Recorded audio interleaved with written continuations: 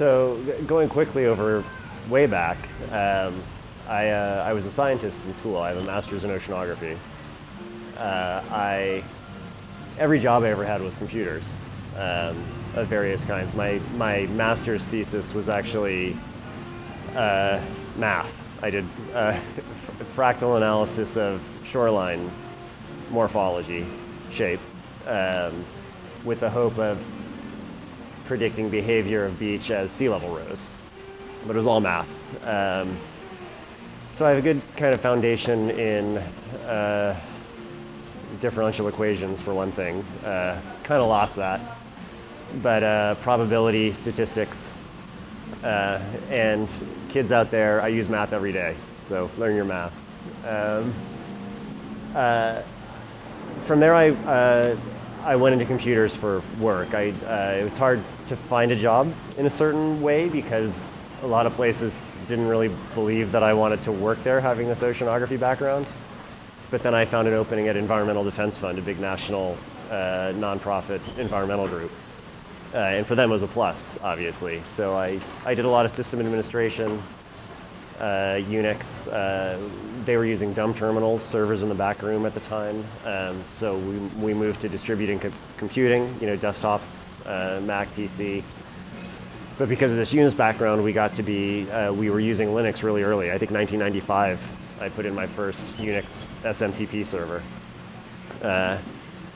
So I got a really strong foundation in centralized computing, IT there, and the value of that.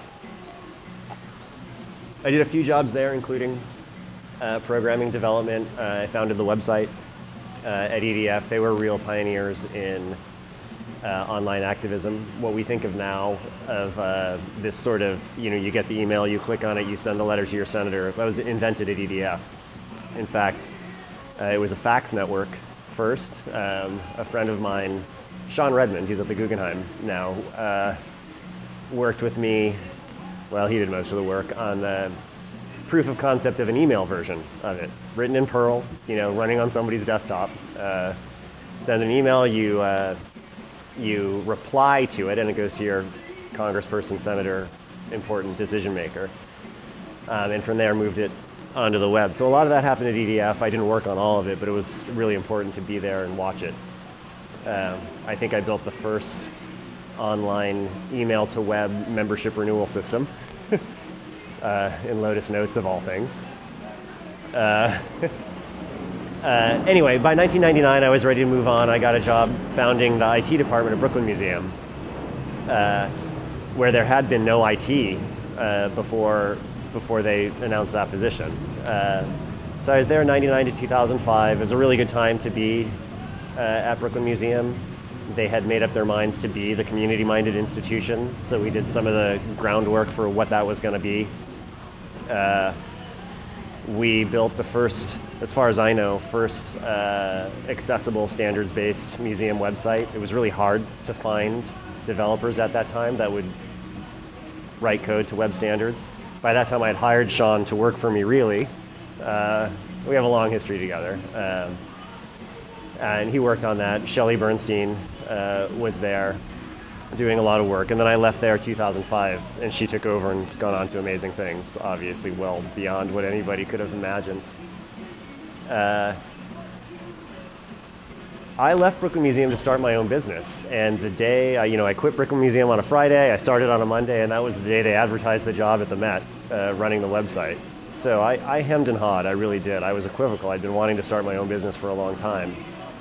And done a lot of prep for it. I took classes, I wrote a business plan, everything. But running the website at the Met is not something you let go, I think. So I applied. A few months later, got the job, and was wrapping up. So I never really ran my own business. I never really had my feet on the fire, you know what I mean? But I did some great work. I did some work with IMA right when Rob Stein was starting, so I got to meet him early in his transition to museums, and then started at the Met. When I started the website there, the web group was the Met is run, there's a director who's in charge of everything, there's a president. Back then, Philippe de Montebello was the director, and really was was pretty exclusively involved with the academic side of the institution. And at that time, web was judged to be a administrative part of the institution. So the website was in the president's hierarchy, ultimately reporting to Emily Rafferty, the president. That's changed now. After Tom Campbell took over as director, and plus the traffic at the Met was growing, the website was growing insanely. I think when I started, I think it was 18 million visits, and this year it's going to be over 50. Everybody saw that web needed to be part of the mission of the institution. And so we did work out a way that web would move to the director, reporting to the director through the Associate Director of Collections Administration, and become a part of a larger digital media structure. So while my job hasn't really changed in those 6 years, everything around my group, me and my group, has changed quite a bit. That's where we are. So sometimes it feels like web is the only part of the organization that has to understand the whole organization, right? That, somebody asked me the other day, can you keep us informed about what's going on the website? And I think what's going on the website is what's going on in the institution. Like there have to be other people who can tell you this, and maybe there aren't actually other people who can tell you this. We might be the only people who see it all, but there's so much that goes on that a lot of it happens without my knowledge. There's events, there's exhibitions, and people in my group all know them, but I couldn't possibly keep track of all of this. It's actually better if I don't have to, right? Because that means it gets to go on by itself. But we really do work with everybody. The entire institution, they're all stakeholders. One of the kind of ironic and challenging but interesting things about moving from the sort of administrative organization of the institution to the academic is not very much really has changed about what I do, but there is this profound sense of the